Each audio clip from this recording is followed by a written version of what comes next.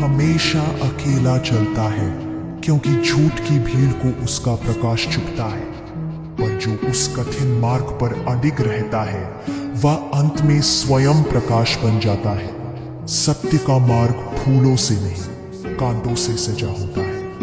यह मार्ग उन लोगों के लिए नहीं जो आराम चाहते हैं, बल्कि उनके लिए है जो आत्मा की स्वतंत्रता चाहते हैं। झूठ त्वरित सुख देता है, पर दीर्घकालिक कैद भी, पर अंत में मुक्ति। कृष्ण कहते हैं, जो सत्य के लिए अकेला खड़ा होता है, वह वास्तव में मेरे साथ खड़ा होता है। सत्य की राह पर चलना कठिन इसलिए है क्योंकि यह भीतर का युद्ध मांगती है। अपने भय, अपने स्वार्थ, अपने भ्रम से युद्ध। वही युद्ध आत्मा को निर्मल करता है। उसने भय को पराजित कर दिया, क्योंकि सत्य की ज्योति में ही ईश्वर का दर्शन होता है। कृष्ण कहते हैं, सत्य कठिन है, पर वही पवित्र है जो उसे थाम ले, वह स्वयं प्रकाश बन जाता है। उसे जो मिला है वह उसी का था, और जो नहीं मिला वह उसके लिए बना ही नहीं था। मनुष्य कमी नहीं देखता, वह तुलना देखता है। इसीलिए उसे जो मिला है वह छोटा लगता है, और जो नहीं मिला वह बड़ा। पर जिस मन में आभार है, वह हर परिस्थिति में प्रकाश ढूंढ लेता है। यही उसे दिव्य बनाता है। कृतज्ञता कोई साधारण भावना नहीं, यह मन की सबसे ऊंची अवस्था है। जब तू आभार प्रकट करता है, तब तू अपने जीवन को स्वीकार करता है, और जो स्वीकार कर लेता है वह दुखी नहीं रह सकता। कृतज्ञता में एक शक्ति छिपी है, वह मन को कमी से निकालकर समृद्धि की ओर ले जाती है। जब तू कृतज्ञ होता है, परिस्थितियां बदलती हैं, लोग बदलते हैं, और सबसे जरूरी, तेरी दृष्टि बदल जाती है। और जहां दृष्टि बदल गई, वही जीवन बदल गया। दुनिया को बदलने की कोशिश मत कर, पहले अपना मन बदल। हर रात ये मत गिन कि तुझे क्या नहीं मिला, ये गिन कि तू कितना धनी है उन चीजों से जो किसी दूसरे के पास नहीं। कृष्ण कहते हैं, अभाव मन में होता है, धरती पर नहीं। जिसने कृतज्ञता सीख ली, उसने जीवन जीत लिया। और याद रख, कमी वही रहती है जहां आभार नहीं होता। जो बदला लेता है वह मन से हार जाता है, पर जो क्षमा करता है वह आत्मा से जीत जाता है। क्योंकि क्षमा करना दूसरों के लिए नहीं, स्वयं के मुक्त होने के लिए होता है। क्षमा का अर्थ भूल जाना नहीं है, बल्कि उस पीड़ा से ऊपर उठ जाना है जो तुम्हें बांध रही थी। जब तुम किसी को क्षमा करते हो, तब तुम वास्तव में अपने ही हृदय की कैद खोलते हो। कभी कभी क्षमा देना कठिन लगता है, पर वही क्षण आत्मा की सबसे बड़ी जीत बनता है। क्योंकि द्वेष आत्मा को जला देता है, और क्षमा उसे प्रकाश से भर देती है। कृष्ण कहते हैं, जिसे तुम क्षमा करते हो, वास्तव में तुम अपने भीतर के क्रोध को शांत कर रहे होते हो। क्षमा करना कमजोरी नहीं, यह उस आत्मा की पहचान है जिसने खुद को जान लिया है। कृष्ण कहते हैं, जिसने क्षमा करना सीख लिया, उसने स्वयं को मुक्त कर लिया। जिस मनुष्य का मन उसके अपने ही विरुद्ध हो जाए, उसका संसार उसके साथ कैसे होगा। लाखों युद्ध बाहर लड़ लो, पर एक क्षण का युद्ध भीतर जीत लिया तो समझो जीवन तुम्हारा हो गया। जो स्वयं को संभाल ले, उसे दुनिया गिरा नहीं सकती। मनुष्य की सबसे बड़ी विफलता यह नहीं कि वह संसार को नहीं जीत पाता, बल्कि यह कि वह खुद को नहीं जीत पाता। तुम्हारे क्रोध पर नियंत्रण, तुम्हारे शब्दों पर नियंत्रण, तुम्हारे निर्णयों पर नियंत्रण, यही असली तपस्या है। कृष्ण ने हमेशा कहा, मन को वश में करना कठिन है, पर अभ्यास से असंभव नहीं। जब तू अपनी इच्छा पर नियंत्रण पा लेता है, तो परिस्थितियां तेरे खिलाफ होकर भी तुझे हिला नहीं पाती। जो स्वयं को साध लेता है, उसके लिए संसार सिर्फ एक मार्ग बन जाता है, रुकावट नहीं। संसार को बदलने की कोशिश मत कर, पहले खुद को बदल। क्योंकि जब तू अपने भीतर का राजा बन जाता है, तो बाहर की दुनिया तेरे सामने स्वतः झुकने लगती है। कृष्ण कहते हैं, स्वयं पर नियंत्रण पाले, फिर देख संसार तेरे लिए कितना सरल हो जाता है। प्रणाम करना आसान है, पर परिस्थिति में अटल रहना कठिन। सच्ची भक्ति सिर झुकाने में नहीं, मन को झुकाने में है। दुनिया मंदिरों में 1000 बार झुकती है, पर जीवन के तूफानों में एक बार भी स्थिर नहीं रह पाती। और यही अंतर तय करता है भक्त कौन है और दिखावा कौन है। सच्ची भक्ति तब दिखाई देती है जब जीवन तुम्हें परखता है, जब योजना बिगड़ जाए, जब रिश्ते बदल जाए, जब हालात तेरे खिलाफ हो और तू फिर भी अपने धर्म, अपने कर्म और अपने कृष्ण पर स्थिर रहे। वही भक्ति है, क्योंकि भक्ति सिर्फ आरती की लौ नहीं, वो अंधकार में जलता हुआ संयम है।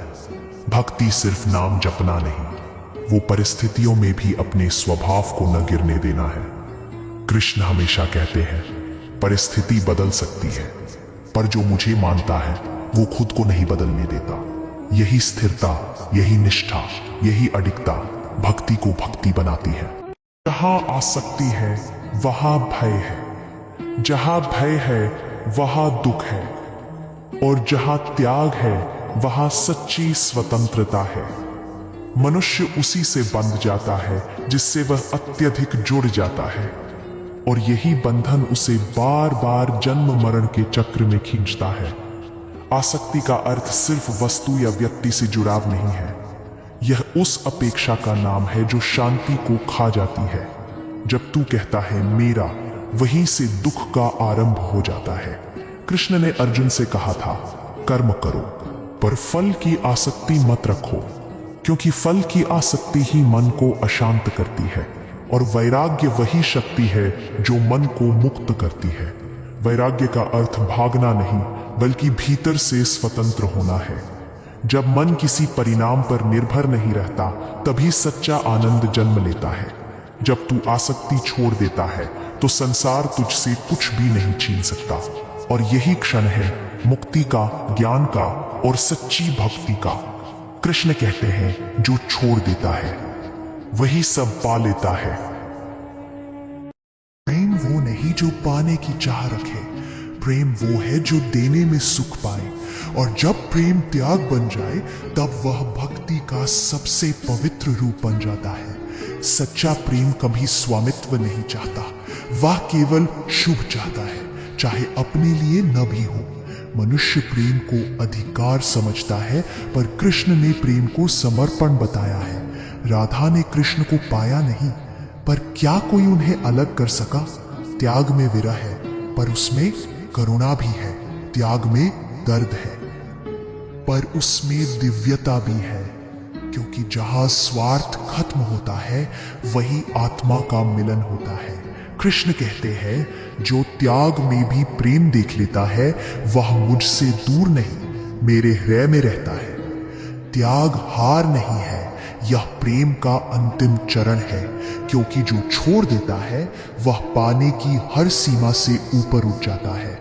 कृष्ण मुस्कुराकर कहते हैं, प्रेम तब पूर्ण होता है जब उसमें मैं का अस्तित्व समाप्त हो जाता है। हे मनुष्य, तू क्यों इस नश्वर तन के श्रृंगार में फंसा है? क्या तू नहीं जानता कि यह तन एक दिन माटी हो जाएगा? जो सौंदर्य तू शीशे में देखता है वह एक मृगमरीचिका है। सच्चा श्रृंगार तो मन का है, जहां न क्रोध हो, न द्वेष, न ईर्ष्या, न लालच, जहां केवल शांति हो, प्रेम हो, दया हो, करुणा हो। तन सुंदर हो या कुरूप, मृत्यु सबको बराबर निगलती है, पर जिसका मन सुंदर है वह मृत्यु के पार भी अमर रहता है। इसलिए तन की चिंता छोड़ अपने भीतर झांक, मन को निर्मल बना, क्योंकि जब मन शुद्ध होगा तभी भगवान तेरे समीप आएंगे, वरना तेरी सारी बाहरी सुंदरता व्यर्थ है, जैसे फूल बिना सुगंध के। यही असली साधना है, यही असली भक्ति है। इसे तू अपना समझता है, ये माता, ये पिता, ये पुत्र, ये बंधु। मृत्यु के द्वार पर खड़ा होगा तो कोई साथ ना चलेगा। तेरा धन, तेरा वैभव, तेरे मित्र सब यही छूट जाएंगे। तेरे साथ चलेगा बस तेरा कर्म, तेरी भक्ति, तेरी साधना। तू जिसे अपना कहता रहा, तेरे लिए 2 बूंद आंसू भी ना बहाएंगे। जब तेरा शरीर माटी में मिल जाएगा।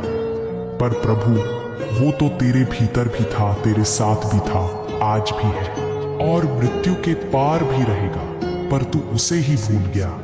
जाग मनुष्य, इस संसार के असत्य मोह से जाग, क्योंकि सच्चा साथी केवल भगवान है। बाकी सब इस माया का नाटक है। जिन्हें तू अपना मान बैठा है वही तुझे छोड़ने वाले हैं। जो तेरे साथ सदा सदा रहेगा उसे पहचान। ए मनुष्य, किस भ्रम में जी रहा है तू? क्या सचमुच यह जीवन तेरा है? क्या ये सांसें तेरी हैं? क्या ये तन सदा तेरा साथ देगा? नहीं, हर पल मृत्यु तेरी ओर बढ़ रही है। आज तू चल रहा है, कल चुपचाप इसी धरती में समा जाएगा। तेरे महल, तेरी गाड़ी, तेरी दौलत कुछ भी तेरे साथ नहीं जाएगा। तो क्यों इन असार चीजों में फंसकर तू असली जीवन को भूल गया? समय बीत रहा है, सांसें घट रही हैं। जो गया वह फिर लौटकर न आएगा। इसलिए जाग, ध्यान कर, स्मरण कर उस परमेश्वर का जिसके नाम से मृत्यु भी हार जाती है, क्योंकि यही असली धन है। बाकी सब तो मृग तृष्णा है। यही असली जीवन है, बाकी सब तो स्वप्न है।